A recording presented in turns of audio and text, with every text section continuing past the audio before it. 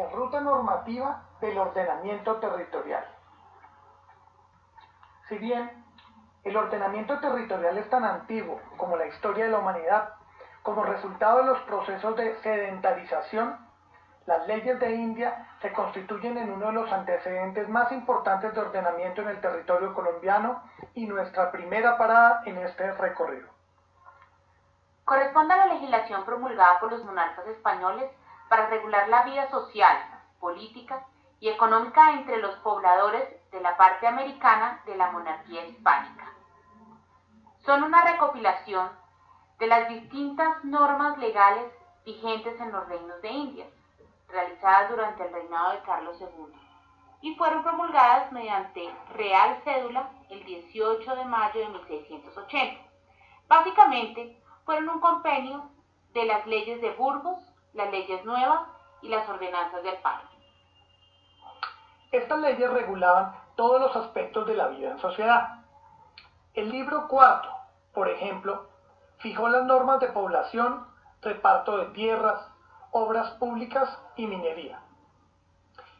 Indicaban la forma de fundar ciudades, la orientación de las iglesias, a partir de una plaza mayor, donde estaban las sedes administrativas. A su alrededor, en la segunda manzana, vivían los españoles y en la siguiente, los criollos. A partir de allí, los mulatos, zambos, mestizos y en la última, los indígenas. Los esclavos vivían y trabajaban en las haciendas. Nuestro segundo destino en este recorrido nos lleva al continente europeo, ya que uno de los principales hitos que influyeron en los procesos de planificación y ordenamiento del territorio en Colombia y en el mundo moderno fue la Carta de Atenas.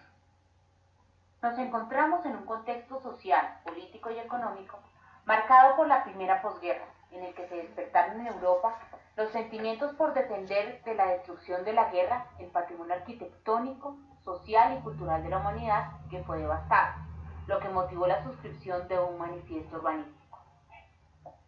Ideado por arquitectos del mundo occidental en un recorrido en alta mar en el Patris II, que partió y volvió de la ciudad de Marsella hacia Atenas, en donde se llevó a cabo el cuarto Congreso Internacional de Arquitectura Moderna, CIAN, por sus siglas, mediante el cual se adoptaron 7 resoluciones denominadas Carta Restauro, las cuales buscaban establecer normas internacionales de conducta para la preservación de patrimonios históricos y culturales de la humanidad. El mayor aporte se resume en la identificación de las 4 principales funciones del urbanismo: habitar, trabajar, recrearse y circular, de acuerdo con los usos y necesidades de la sociedad moderna.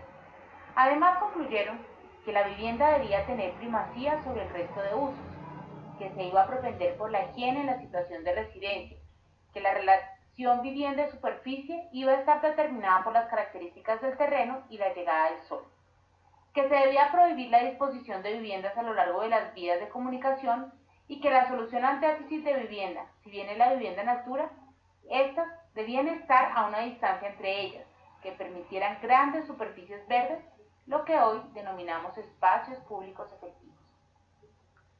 Las ideas que surgieron de este centro de pensamiento llegaron a Colombia, donde continúa nuestro recorrido para 1947. Fecha en la cual el Congreso de la República expidió la Ley 88 sobre el fomento de desarrollo urbano del municipio y se dictan otras disposiciones. Fue la base para la realización de un plan de desarrollo urbano con la creación de un instrumento denominado Plano Regulador Urbano, el cual indicaba los usos del suelo urbano. Estaba dirigido a las ciudades que tuvieran un presupuesto superior a 200.000 pesos y buscaba responder a una inquietud fundamental: ¿cómo van a crecer las ciudades? Para la época, las ciudades que cumplían este requisito eran Medellín, Bogotá y Cali. Para 1978, con la expedición de la Ley 61, Orgánica de Desarrollo Urbano, se determina que los municipios deben cumplir con las condiciones de aspecto físico, económico, social, ambiental y administrativo mediante la elaboración del Plan Integral de Desarrollo para la Planeación Urbana de las Ciudades, con criterios de la optimización y utilización del suelo urbano, e impone la obligación de que todas las ciudades con más de 20.000 habitantes debían formularlo, con base en técnicas modernas de planeación urbana y coordinación urbano-regional. Bajo el gobierno de Belisario Betancur, el 13 de marzo de 1988, Colombia realiza la primera elección popular de alcaldes, con un potencial electoral de 11.700.000 ciudadanos, quienes tuvieron la posibilidad de elegir a 1.009 alcaldes, quienes ejercieron por un periodo de 2 años. Para el sistema político colombiano, significó el primer paso para la descentralización política y administrativa. La Ley Novena de 1989 es el resultado de un largo y complejo camino tras la búsqueda de instrumentalizar la función social de la propiedad, introducida en el país desde la reforma constitucional de 1936. Se constituyen en el punto de partida de nuestro derecho urbanístico, como lo anunció el presidente Virgilio Barco Vargas. El problema de la propiedad del suelo y de la apropiación particular de rentas de valorización, que por su naturaleza debería ser de usufructo común, se extiende a las ciudades. La carencia de vivienda adecuada en los sectores más pobres y la persistencia de asentamientos humanos irregulares reclaman un régimen de intervención en la propiedad del suelo urbano capaz de garantizar los instrumentos fiscales de expropiación y de regulación necesarios para hacer frente a las situaciones de injusticia. Además, fijó órbitas de competencia a los agentes públicos y privados que intervienen en el proceso de transformación del espacio. Incorporó una serie de novedosos instrumentos de intervención y configuración de la propiedad, tales como la extinción de dominio, el reajuste de tierras, la expropiación para fines urbanísticos, la contribución para el desarrollo municipal, instrumentos financieros, bancos de tierras, entre otros. Como resultado de un movimiento social conformado por estudiantes, académicos, líderes sociales y sindicalistas, materializado en la séptima papeleta, se llevó a cabo la Asamblea Nacional Constituyente para la expedición de la Constitución Política de 1991, durante el gobierno de César Gaviria Trujillo, donde continúa nuestra travesía por la historia reciente de Colombia. En materia de ordenamiento territorial, la Constitución Política de 1991 consagró una serie de principios y derechos para reconocer como hecho de relevancia constitucional instituciones básicas para el desarrollo urbano. Los principios que sustentan los posteriores desarrollos normativos son la función social y ecológica de la propiedad, la prevalencia del interés general sobre el particular y la distribución equitativa de cargas y beneficios. En cuanto a los derechos, consagró dentro de los derechos colectivos el derecho al uso y goce del espacio público, dándole un rango de orden constitucional, el cual ha tenido desarrollos jurisprudenciales importantes. Asimismo, los derechos a una vivienda digna y el acceso a servicios públicos. Otro aspecto relevante es el que tiene que ver con la definición de las competencias de los diferentes niveles de gobierno en torno a la reglamentación de los usos del suelo y la definición de los municipios como el ente territorial con mayores compromisos y competencias en la organización del territorio. Y le otorga a los departamentos el ejercicio de las funciones administrativas bajo criterios de coordinación, concurrencia y subsidiariedad con la acción municipal. El papel de intermediación entre la nación y los municipios, así como la prestación de servicios que determine la Constitución y la ley. Por su parte, le otorga a las asambleas departamentales las competencias de reglamentación en temas relacionados con la planeación, el desarrollo económico y social, el apoyo financiero y crediticio de los municipios, el turismo, el transporte, el ambiente, las obras públicas, las vías de comunicación y el desarrollo de sus zonas de frontera, y crear, suprimir, segregar y agregar territorios municipales y organizar provincias. Asimismo, estableció la conformación de la Comisión de Ordenamiento Territorial, COT, quien tendría a su cargo la elaboración de una propuesta de ley orgánica de ordenamiento territorial, para lo cual le otorgó un plazo de 6 años, debido a que los proyectos de ley elaborados y presentados no pasaron en el Congreso, se reformó la Ley Novena de 1989 a través de la expedición de la Ley 388 de 1997.